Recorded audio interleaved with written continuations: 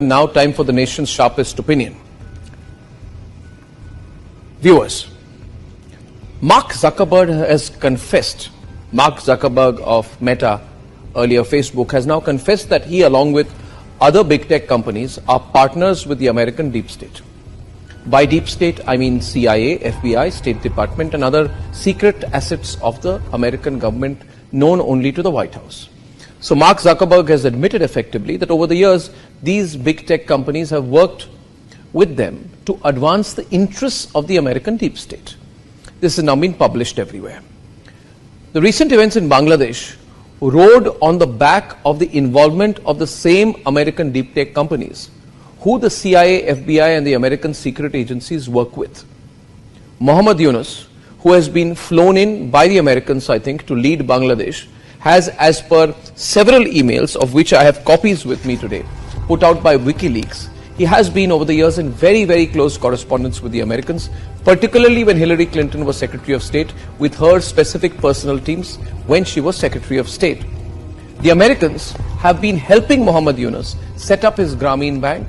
They have worked towards advancing the interests of Grameen Bank business-wise, and they've also been working to get him to agree to enter Bangladeshi politics. According to these emails and correspondence, this effort has been going on since 2007, which means that for the last 16 years or more, the Americans and Mohammed Yunus are working together. The way in which Mohammed Yunus, who is a political nobody, has been made the head of Bangladesh makes him a role model to people like Rahul Gandhi. Rahul Gandhi will get very excited because Rahul Gandhi has been similarly, like Mohammed Yunus, has been in close touch with the Americans, and Rahul Gandhi has been effectively, overtly pleading with the Americans to enter and become influence peddlers in Indian politics. Now, ladies and gentlemen, since Narendra Modi went to Moscow recently and defied the Western media expectations that he would distance himself from Vladimir Putin, the American State Department, the American Embassy in New Delhi, and its deep state assets and machinery have become overactive. So they must have got instructions from Washington to target the Modi government.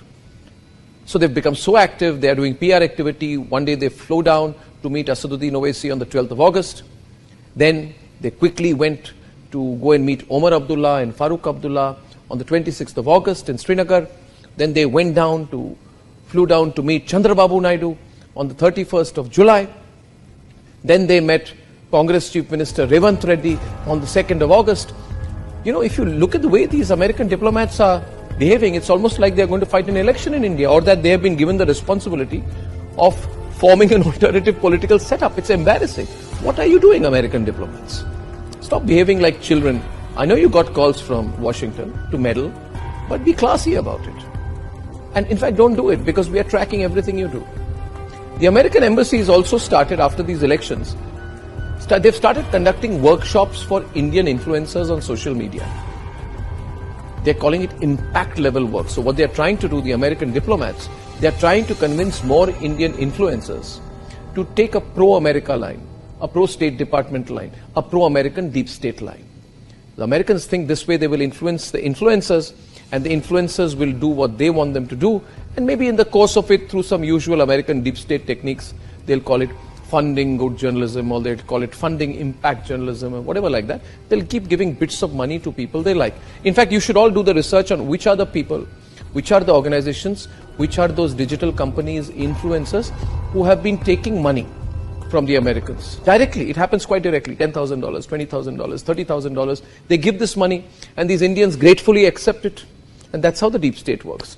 Ladies and gentlemen, the American deep state, which was, in my view, earlier supporting the Aam Aadmi Party, has now hitched completely and moved its forces entirely behind the NGO Congress ecosystem. Mark Zuckerberg's admission in all of this, that he has been a very loyal lieutenant, effectively, of the American deep state, brings into the open the big tech deep state conspiracy. The only difference is that between Bangladesh and India is that we are a larger country. We are a bigger country, we are a stronger country. And by putting out this kind of information, like I am doing to you right now, like Republic is constantly putting out to you, we are doing this because we are preparing you, the viewers and supporters of the Republic Media Network, and the people of India, We are preparing you to be prepared for the onslaught of this conspiratorial, dangerous American deep state, American big tech, along with some political parties and leaders in India, their attempt to carry out an onslaught on Indian democracy. I believe this is an inevitability. They are working so hard on it, they will try to do it. Who are the people who will work with them in India? Well, it could be the same people who are questioning the EVMs, the same people who are questioning the whole electoral process in India, and are therefore creating a narrative on behalf of their American bosses that Indian electoral democracy has failed. Take a few steps back and look at what people in Bangladesh were saying 2 to 3 months back. They, along with the Americans, started saying that yes, Sheikh Hasina has won the elections, but the elections were not fair. The electoral process is not fair. Now, was the coup fair? Was the military coup fair? Was bringing in a political nobody like Muhammad Yunus, who is clearly an American agent, a deep state agent, and putting him as the face of a military government, is that fair to the Bangladeshi people? Is the crashing of the Bangladeshi economy fair? Are the killings of Hindus fair?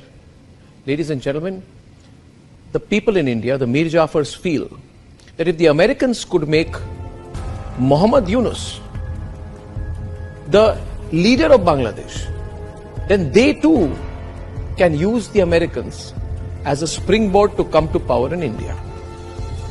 And these people in India who are losing elections or have not fought an election or can never win an election through the normal way, who will keep losing elections, they want to work together with American deep tech to engineer chaos in India, to subvert the election results of June 2024. Now, in all of this, what do you need to do?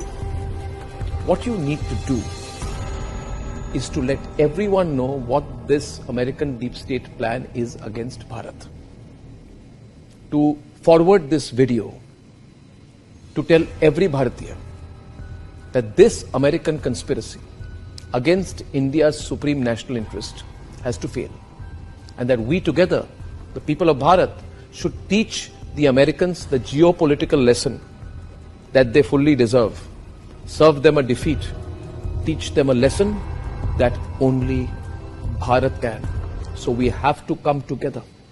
Please spread this video as widely as you can, so that the Americans know that even before they think they can act against us, that we've got our lens on them. It is they who should be on the defensive. Ladies and gentlemen, it is they who must know the people of Bharat will teach them a lesson, if necessary, if they conspire against our interest.